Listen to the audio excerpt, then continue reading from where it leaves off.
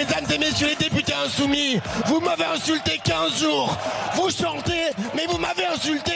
Personne n'a craqué.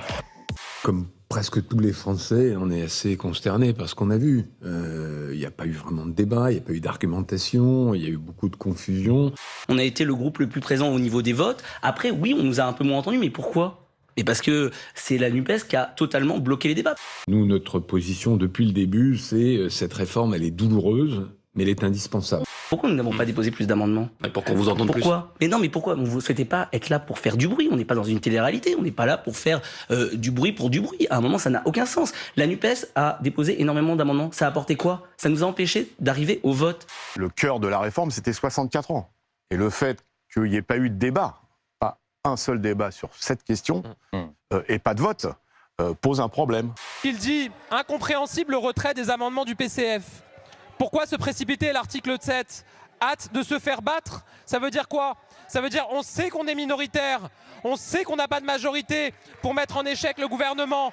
Et donc il faut faire traîner les débats. C'est ça que vous dites ? C'est l'aveu de Jean-Luc Mélenchon. Mais est-ce que c'est un allié du mouvement social, Jean-Luc Mélenchon ? Quand il fait des choses comme ça, non.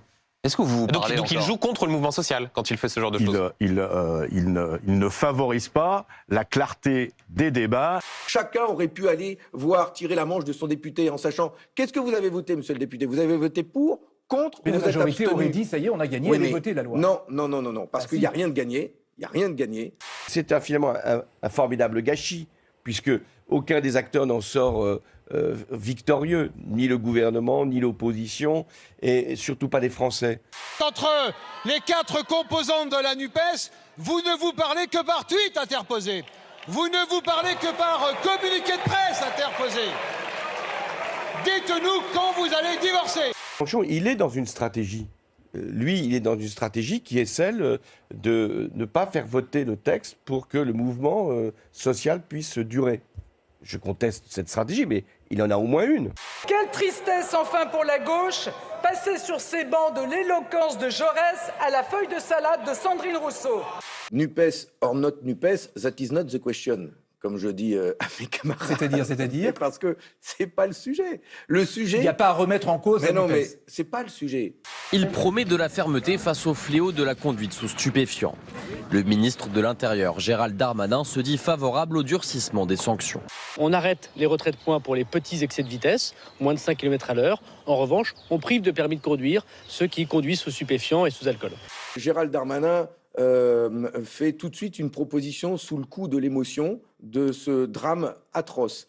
Dans le dossier Pierre Palmade, une enquête préliminaire est désormais ouverte pour détention d'images à caractère pédopornographique. Emmanuel Macron affirme vouloir la défaite de la Russie, mais s'oppose à ceux qui chercheraient à écraser Moscou. Certains pays, du Nord notamment, veulent faire la guerre à la Russie. Il y a des débats au sein des pays de l'Union européenne, certains veulent faire la guerre à la Russie, aller jusqu'à Moscou. Donc de ce point de vue, la position d'Emmanuel Macron, elle est plus équilibrée, j'allais dire. Nous devons faire respecter le droit international. Conclusion, c'est que la guerre va durer. Elle va durer longtemps. Elle va durer tant qu'il n'y a pas eu un rapport de force militaire qui aura été créé dans un sens ou dans un autre. Les États-Unis ont formellement déterminé que la Russie a commis des crimes contre l'humanité. Et je dirais à tous ceux qui ont perpétré ces crimes et à leurs supérieurs complices, vous serez tenus pour responsables.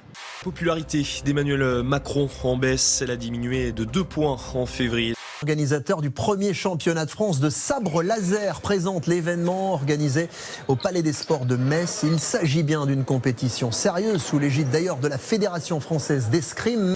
Merci beaucoup. Merci à vous.